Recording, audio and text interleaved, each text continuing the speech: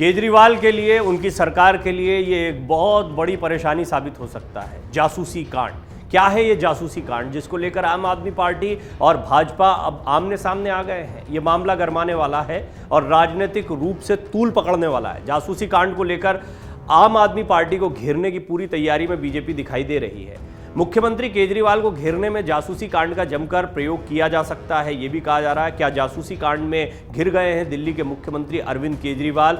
मनीष सिसोदिया की भी क्या मुश्किलें बढ़ सकती हैं? इन सवालों के जवाब इस रिपोर्ट में जानने की कोशिश करते हैं। सबसे पहले आपको बताते हैं क्या है ये जासूसी कांड जिसको लेकर खलबली मची हुई है। दरअसल बीजेपी ने आरोप लगाया है कि केजरीवाल सरकार उनके नेताओं की जासूसी करवा रहे हैं और इसके लिए बाकायदा एक यूनिट भी बनाई गई है। इस यूनिट का काम बीजेपी नेताओं की निगरानी करना है। इस संबंध में बीजेपी ने पोस्टर भी जारी किया है।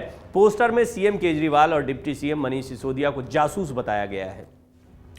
भाजपा नेता विजेंद्र गुप्ता ने आरोप लगाया कि केजरीवाल सरकार द्वारा कैमरे खरीदना, जासूसी के सामान खरीदना और फिर एक विभाग बनाकर विपक्षी नेताओं की जांच कराना यह साबित करता है कि जनता के पैसे पर केजरीवाल एक जासूसी तंत्र स्थापित कर रहे थे और इसे जनता के हित के लिए किया गया कार्य बता रहे थे। लेकिन अब इसकी सच्चाई सामने आ गई है। उन्होंने कहा कि इस मामले के सामने आने के बाद कई आम आदमी पार्टी नेता घेरे में आ सकते हैं।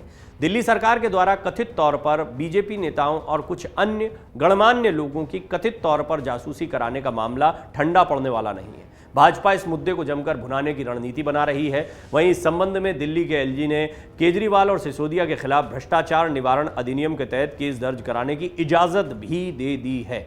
वहीं सीबीआई ने प्रारंभिक जांच के बाद दावा किया है कि 2015 में पूर्ण बहुमत के साथ सत्ता में आने के बाद आम आदमी पार्टी सरकार ने विजिलेंस डिपार्टमेंट में फीडबैक यूनिट का गठन किया। विजिलेंस डिपार्टमेंट फीडबैक यूनिट, इसको जासूसी तंत्र बताया गया है। इसका इस्तेमाल क्या था? इससे नेताओं की जासूसी कराई गई, ये सीबीआई बोल रही है। सीबीआई ने इस मामले में केस दर्ज करने की अनुमति मांगी है। इस मामले को सीबीआई को सौंपने के बाद भी भाजपा इस पर आक्रामक रुख अपनाए हुए है। गुरुवार को भी उसने अरविंद केजरीवाल और दिल्ली सरकार के विरुद्ध जमकर प्रदर्शन किया और गिरफ्तारी की मांग की। हम आपको ये भी बता दें कि महज एक दशक के राजनीतिक सफर में एक के बाद एक सफलताएं अर्जित करने वाले आम आदमी पार्टी के संयोजक के लिए समय ठीक नहीं चल रहा है। दिल्ली के मुख्यमंत्री एक के बाद एक आरोपों और मुश्किलों में घिरते जा रहे हैं। शराब घोटाले में लगते आरोपों, राजभवन से टकराव की वजह से कामकाज में आ रही दिक्कतों के बीच जासूसी कांड से खलबली मच गई है। भ्रष्टाचार के आरोपों से घिरी केजरीवाल सरकार के लिए जासूसी के आरोपों को और भी बड़ा संकट माना जा रहा है। क्या केजरीवाल के लिए भूचाल लाएगा ये जासूसी कांड? सीएम से पीएम तक की कुर्सी जा चुकी है। इसका जरा इतिहास भी समझिए। ऐसा नहीं है कि पहली बार ये जासूसी के आरोप किसी राजनीतिक दल, किसी नेता पर लगे हैं। देश में इससे पहले भी कई बार जासूसी के आरोपों से राजनीतिक भूचाल आते रहे हैं। राज्य से लेकर केंद्र तक की सरकार की बलि जासूसी कांड से ने ले ली है। ये देखिए, जासूसी कांड ऐसा नहीं है कि सिर्फ आरोप लगे हैं, इसकी वजह से बहुत बड़े फेरबदल हो गए राजनीतिक तौर पर। 1988 में कुछ उदाहरण जानिए। 1988 में कर्नाटक के मुख्यमंत्री रामकृष्ण को जासूसी के आरोप में इस्तीफा देना पड़ा था। 6 मार्च 1991 को चंद्रशेखर को प्रधानमंत्री पद से इस्तीफा देना पड़ा था। पैगासस सॉफ्टवेयर से जासूसी के आरोपों की वजह से मोदी सरकार को भी विपक्ष के प्रहार का सामना करना पड़ा था। जब जासूसी कांड को लेकर कर्नाटक में सरकार गिर गई थी, वो क्या किस्सा था आपको बताते हैं। 80 के दशक के अंत में कर्नाटक की राजनीति में उस समय भूचाल आ गया था।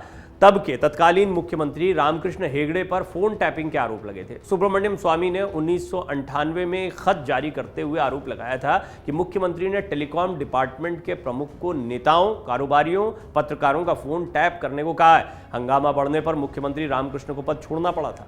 इस्तीफे के बाद उन्होंने स्वामी पर मानहानि का मुकदमा किया था और जेडीएस में शामिल हो गए थे। जब जासूसी कांड को लेकर प्रधानमंत्री की भी कुर्सी गई थी, वो किस्सा भी जानिए। 1990 की बात है। तब के प्रधानमंत्री चंद्रशेखर को भी जासूसी के आरोपों के बाद ही इस्तीफा देना पड़ा था।